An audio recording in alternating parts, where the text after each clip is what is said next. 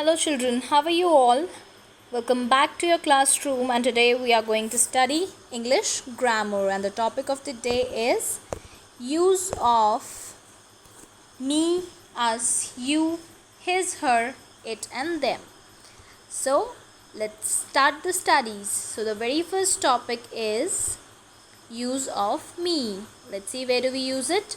We use it to denote ourself. What does it mean?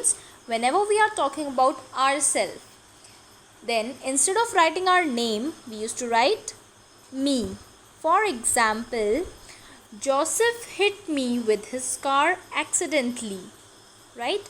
So instead of writing my name, I have used me. Okay, let's have a look on few more examples. Will you give me a cup of tea? Instead of writing my name, I have used me, right? Let's see the next example. I have no money with me. Instead of writing my name, I have used me again, right? So let's see what's next. Next is the use of us. Okay, where do we use it?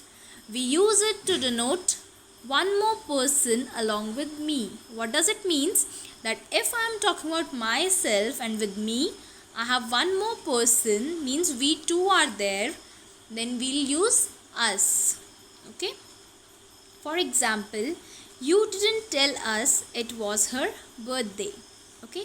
So we are pointing somebody out and we are saying that you didn't tell us. To me and to one more person with me, you didn't tell us that it was her birthday. So instead of writing our names like my name and the person who's with me, our names, we have used us. Okay, let's have few more examples. Dogs don't scare us much. Here also again, instead of writing my name and somebody's name who's with me, instead of writing our name, we have used us, right? Next one.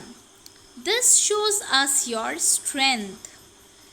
Okay, so this shows us means I and somebody else who's with me, we are watching somebody's strength and we are saying to him or her that this is showing us your strength. This shows us your strength. Okay, so us we used for myself, means for me, and for one more person with me we use us. Okay, let's see what's next. The next is use of you. We use it to denote either a person or a group of people. Okay, we use it to point out somebody, right? For example, I am glad that you are my brother. Instead of writing my brother's name, I am saying I am glad that you are my brother. Okay, you. Instead of writing my brother's name, I have used you. You is used for both male and female. Okay, so you can use for both. Okay, you can drive a bit slow. So this is for a man who's driving very fast, and here is the advice for him that you can drive a bit slow. Instead of writing that person's name, we have used you here again. Okay, let's have a look on the next example. It shows that you are a fool. Instead of writing again somebody's name, we have pointed out somebody and said you are a fool, right? We have pointed somebody out, we are pointing out on someone and we are saying that you are a fool. Next is the use of his. Okay, when a boy owns something, there we use his. Okay, when a boy owns something, means something belongs to a boy, then we use his. For example, if a boy have a pencil, then I'll say this is his pencil, right? So here are the examples. We are his sons. We are his sons means here the two children are saying we are his sons, right? The father, they are denoting the father, and instead of writing the father's name, they have said we are his sons. Okay, Next example is I like his music. Somebody is saying that I like this boy's music very much. Instead of writing the boy's name, we have used his. Okay. He is at his desk. Okay, the boy, where the boy is at his desk. Okay, so the desk belongs to the boy. Next, use of her. Now where we use her? Similarly, in the same way as we have used his for boys, in the same way we use her for girls. If a girl owns something, then we use her for it. Okay. For example, this is her guitar. Whose guitar it is? It is her guitar. Next, she lost her key. She lost her key. Whose key? Her. Her is used for a girl where the name is not mentioned, but yes, we know that it is of a girl. Therefore, we have used her for it. If it will be of a boy, then we would have used his key. Okay. For boy we use his and for girl we use her. Okay, keep this in mind. Next example, that is her school. Whose school that is? That is a girl's school where the girl used to study. So instead of writing the girl's name again, we have used her. Okay. Next is the use of it. Now where do we use it?